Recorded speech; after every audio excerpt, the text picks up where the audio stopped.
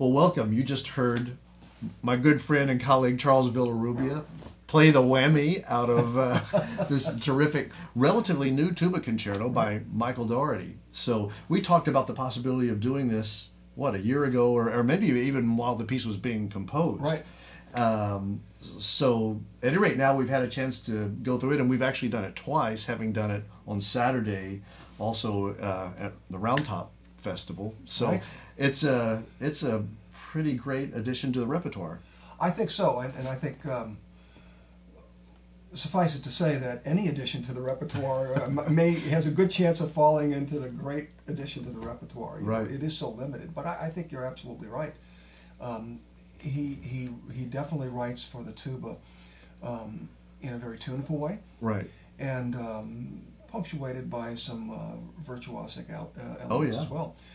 So I've really enjoyed working on it, especially with the connection with the Mississippi River. Well, let's talk about that, because we had a good time exploring that the other day. But of course, the title of the piece, "Reflections on the Mississippi," Sure. but that needs no explanation to you because that's your background. So. Right. Well, I'm from New Orleans, and I went to the same high school that my dad went, Holy Cross High School, and people actually nationally may be familiar with that school, because during the coverage of the devastation of Hurricane Katrina, the news media were all camped out in the same place, and they started calling it the Holy Cross neighborhood because of the presence of the school, which has been there since 1879. It's no longer there. The second hurricane that season basically destroyed the school. And that was Rita, right? Hurricane Rita, right. There was a breach in the levee, Yeah. and the school was irreparable. But they've since moved to a nice, shiny new location, and it's a gorgeous new school. But my dad went to that school, and it was established at that location in 1879, 16-acre campus right at the bend of the Industrial Canal and the Mississippi River. And the Industrial Canal connects the river with the big saltwater lake, Right. Lake Pontchartrain. So to get to school every day from 5th grade till senior high school, we would cross that river. And it was spectacular to see. I always looked forward. I never got tired of looking at the river. And in fact, in the middle school years, from 5th grade, the PE coaches would bring us outside and make us run up and down the levee, right, for exercise. And notwithstanding that miserable event, I never got tired of looking at the river, which at that point is about a mile wide. Right. It is massive. I mean, it's referred to as the mighty Mississippi, but for good reason. I mean, just the amount of the water flow, but just the immensity of it is incredible. Yeah, it really is. And you look at the river in many different contexts, I guess. You look at it when there's a lot of river traffic, when the big barges are coming through. Right. And sometimes you look at it in the morning when there's a fog that covers it. And to me, the opening of the concerto is that. It does have that misty sort of feel to it. No question. And then that tune comes in, and while misty, there's this undercurrent of this latent power that kind of is always there in the piece, that kind of explodes in the second movement. But it's definitely there in the first movement. You feel it. It's like this is something that is very powerful, very majestic, very dangerous. Right. And it can, at any moment, it can just wreak havoc. Right, and it does erupt into the second movement, which the way he pairs the movements, the first movement moving directly to the second movement, which is then a big contrast, obviously, in style. Right, and that percussion that sort of builds and simmers and simmers and then builds up to a boil. Right. And it's very effective writing, and I don't know. I remember when we first started talking about it. Anything having to do with the Mississippi River to me was that's where I wanted. That's what I wanted to do. Right. I'm glad we decided on it. I know, me too. And it brings me home. Right. And then the third movement, basically the Mississippi River hymn tune. Right. Is I think it's actually lovely, and it gives the tuba a chance to really sing. No question. And it's a beautiful tune, and it's the to me that's the That's the repose of the piece. Right. You know, it's almost like you picture Paul Warfield or not Paul Warfield. We'd have to strike that, but Paul Robeson. Oh yeah, right. Or one of these great American bass baritones. Right. William Warfield. William Warfield. Thank you very Right. much. William Warfield, Right. singing, Old Man River or one of these river tunes. Sure. You know? And it's such a there's a simplicity to it, but there's just a real heartfelt beauty, and that Right. that's the time when we're off the river, but Right. we're by it. It's not threatening us, right? Right. But and I really love that movement, and he's taken advantage of the I think the vocal quality that the Yes. tuba can represent. Well, which you do so beautifully, and I have to say, and you, not to geek out about the tuba aspect of it, but you play the entire piece on an F tuba. That's correct.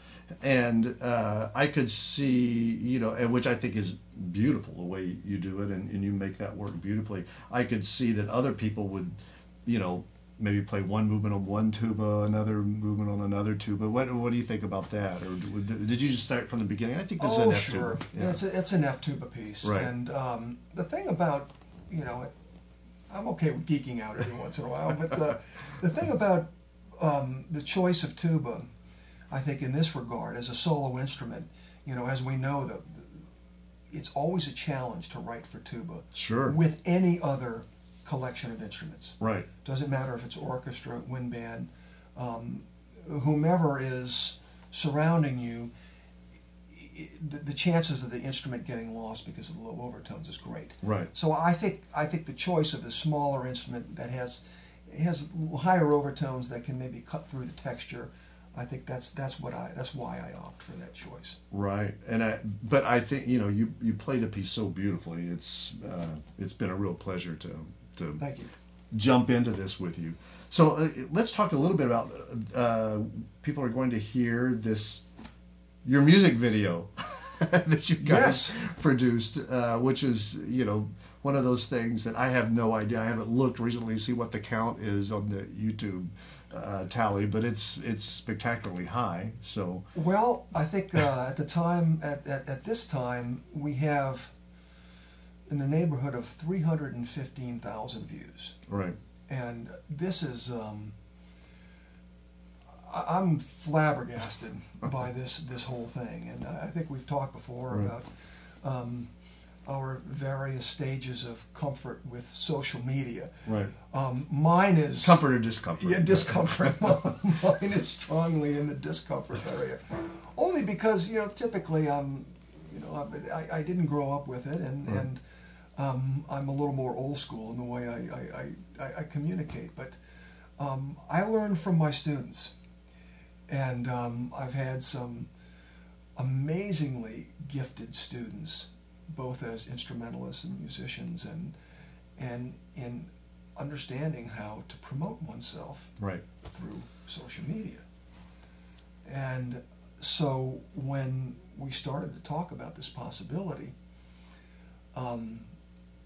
I put the ball in their court. Right. It's like, you guys tell me how we're going to go about this, and let me learn along the way. And in fact, I actually only got a Facebook account about 4 days before I remember the thing was released. So it created quite the sensation that you had a Facebook account. Yeah, right. That was the big news, not the video, but the fact that Charles Villarrubia is on Facebook. Right. Well, I've since learned to appreciate how you can, first of all, use it as a tremendous tool. Right. But also how you can be in touch with people, with whom you haven't had contact with for years. I am in touch with people that I went my first and second year of college at Louisiana State. Right. That I hadn't been in touch with before. I was like, this is really amazing. But right. That being said, it was a fun project, and it's kind of amazing how the business is where you develop relationships with people over years. And the gentleman who did the videography, I've known since he was a toddler. Sure.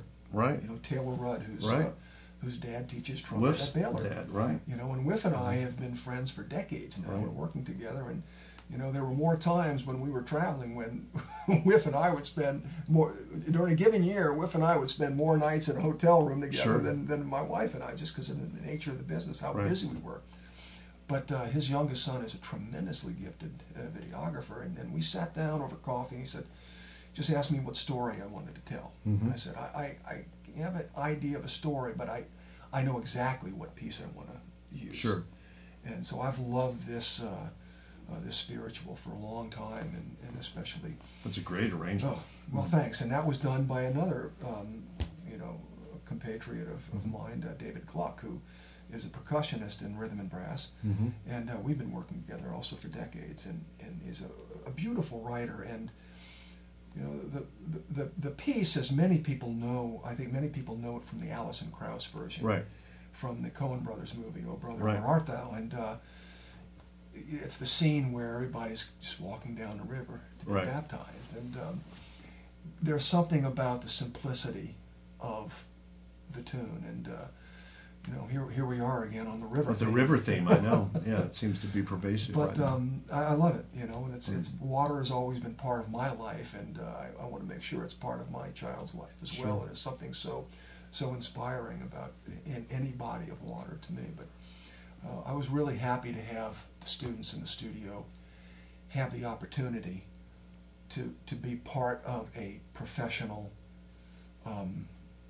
Production process. like that, yeah. Absolutely. And you know, and what entails. It's a lot of sitting around and waiting. Oh, of course. And from the process of recording the track to the process of recording the video. But when you see the potential of what comes out the other side, I Right. think there are a lot of lessons to be learned in that. Oh, there's no question about that. It's recording is in and of itself an altogether different thing in a way than live performance, you know. But Right. And both are and can be equally rewarding. Sometimes Sure. you end up there are parts of the recording process that it's easy to hate if you allow yourself to do Oh, it, you yeah. know. But Right. but nonetheless, that it's all worth it just because it's a different view of this what we do. you Sure, know. no question. And one of my mentors once told me from the very first time I walked in to record, said this is going to be very different than playing in front of a live audience where you Right. have that built-in energy, Mm-hmm. you know, that with that rapport from the audience. And in the studio, if you want to match that energy, you've got to do some different things. Right. And so anyhow, it was a I think they did a phenomenal job. I was so proud of them and how they rose to the occasion, and Right. they have something that is documented for Sure. posterity for the rest of their lives.